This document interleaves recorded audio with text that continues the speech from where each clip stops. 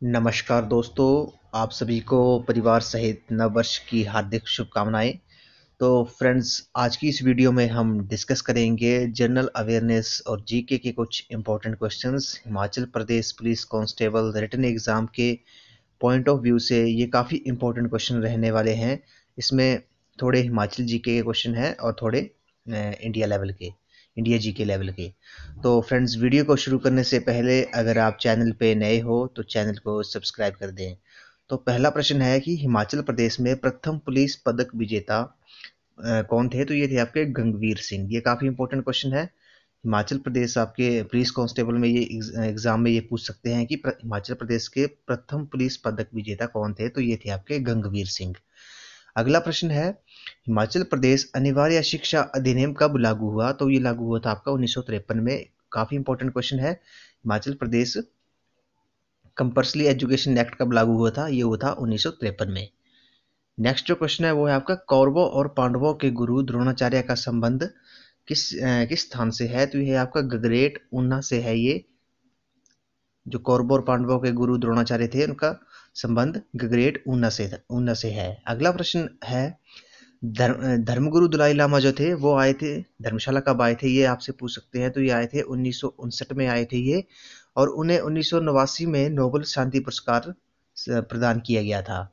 1989 में धर्मगुरु दलाई लामा को नोबेल पुरस्कार प्रदान किया गया था। उसका उनका असली नाम तेंजिंग ग्यास्त्रो है और ये 14वें दलाई लामा है। काफी इंपॉर्टेंट क्वेश्चन है, आपसे पूछ सकते हैं कि दलाई लामा धर्मशाला कब आए थे? तो ये आए थे आपके 1959 में। अगला प्रश्न है, हिमाचल के एकमात्र व्यक्ति कौन थे जो मुख्यमंत्री व राज्यपाल बने? तो ये काफी इंपॉर्टेंट क्वेश्चन है। तो ये थे आपके रामलाल ठाकुर थे जो हिमाचल के मुख्यमंत्री भी बने और किसी अदर स्टेट के या स्टेट के राज्यपाल भी बने। तो वो थे आपके रामलाल ठाकुर। काफी इंपॉर्टेंट क्वेश्चन है। अगला प्रश्न है, धामी गोलीकांड कब हुआ था? तो ये हुआ था आपका 16 जुलाई 1939 को हुआ था। और इस धामी आंदोलन के नेता थे आपके भागवत सोटा थे। कुल इसमें 2 लोग शहीद हुए थे। काफी इंपॉर्टेंट क्वेश्चन है। अगला प्रश्न है, हिमाचल प्रदेश को होम ऑफ स्वीट पोटैटो कहा जाता है। ये काफी इंपॉर्टेंट क्वेश्चन है। आपसे पूछ सकते हैं कि किस स्टेट को होम ऑफ स्वीट पोटैटो कहा जाता है? तो ये कहते हैं आपके हिमाचल प्रदेश को। अगला प्रश्न है, एचआरटीसी यानी कि हिमाचल रोड ट्रांसपोर्ट कॉरपोरेशन की स्थापना कब हुई थी? ये काफी इंपॉर्टेंट क्वेश्चन है। तो ये हुई थी आपकी 2 अक्टूबर 1974 को हुई थी एचआरटीसी की स्थापना।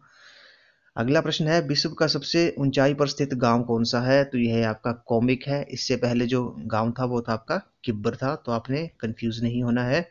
अभी जो प्रेजेंट में है वो है आपका कोमिक। किब्बर जो था ये पहले था विश्व का सबसे ऊंचाई पर स्थित गांव। अगला प्रश्न है, विश्व का सबसे ऊंचाई पर स्थित मतदान केंद्र कौन है? तो यह आपका तशिकंग है, डिस्ट्रिक्ट लाहौल स्पीति में पड़ता है। इसकी जो हाइट है वो है आपकी 15,256 फीट। काफी इंपॉर्टेंट क्वेश्चन है। अगला प्रश्न है, विश्व का सबसे ऊंचा क्रिकेट मैदान कहाँ पर है? तो यह है आपका चायल में है, सोलन में पड़ता है। 2445 मीटर इसकी ऊंचाई है। काफी इंपॉर्टेंट क्वेश्चन है। विश्व का सबसे ऊंचा क्रिकेट मैदान चायल है, डिस्ट्रिक्ट सोलन में ये पड़ता है। उसके बाद हम डिस्कस करते हैं, भारतीय संविधान में 3 प्रकार के आपातकाल की व्यवस्था की गई है। आपसे पूछ सकते हैं कि कितने प्रकार का आपातकाल लग सकता है? तो ये है आपके 3 प्रकार के आपातकाल लग सकता है। भारतीय संविधान में 3 प्रकार के आपातकाल की व्यवस्था की गई है। तो पहला जो आपातकाल है वो है आपका राष्ट्रीय आपातकाल। राष्ट्रीय आपातकाल जो है ये आपसे पूछ सकते हैं किस आर्टिकल में है, किस अनुच्छेद में है? तो अनुच्छेद 352 में इसका प्रावधान है राष्ट्रीय आपातकाल का।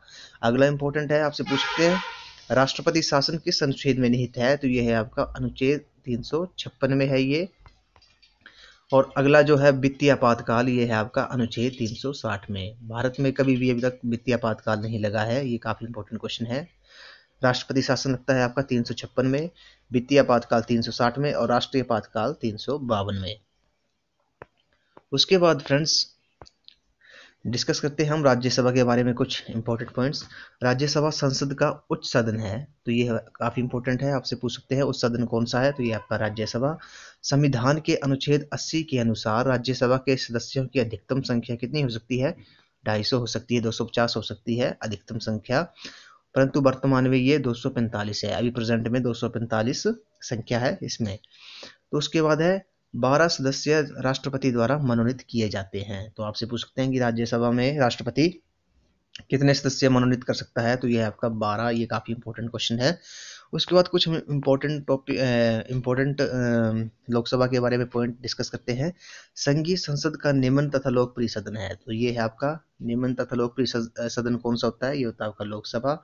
तो लोकसभा की अधिकतम संख्या 530 प्लस 20 यानी कि 550 हो सकती है।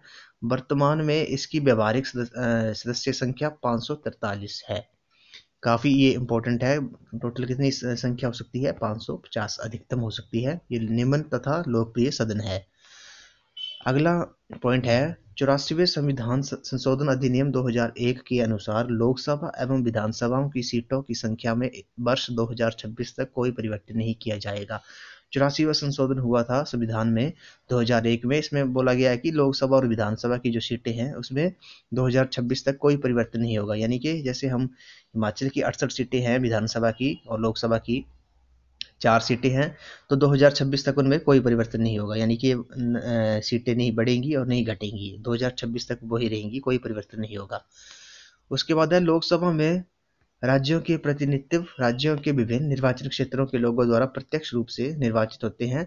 भारत के हर नागरिक को जिसकी उम्र 18 वर्ष से अधिक है और जिसे संविधान या विधि के उपबंधों के मुताबिक अयोग्य नहीं ठहराया गया हो, वो मत देने का अधिकार है। ये काफ़ी इंपॉर्टेंट है। 18 वर्ष पूरी कर चुके नागरिक को मत देने का अधिकार है।